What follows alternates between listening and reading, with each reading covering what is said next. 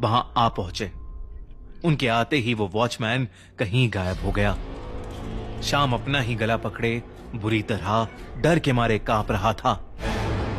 उन वर्कर्स ने श्याम को पानी पिलाया और वहां से चले गए। श्याम पूरी रात उस वॉचमैन के डर में कपकपाता रहा। सुबह शीशे में अपने गले पर निशान देखकर वो समझ गया कि उसके साथ जो कुछ भी हुआ वो कोई सपना नहीं था। अगले दिन श्याम ने आसपास पूछा तो उसे एक बुजुर्ग से पता चला कि उस बिल्डिंग में करीब 20 साल पहले एक वॉचमैन हुआ करता था जो लंगड़ा था।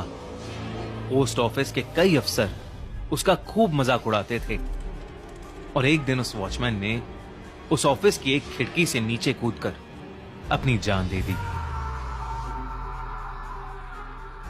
श्याम ने ये सब सुनकर वो ऑफिस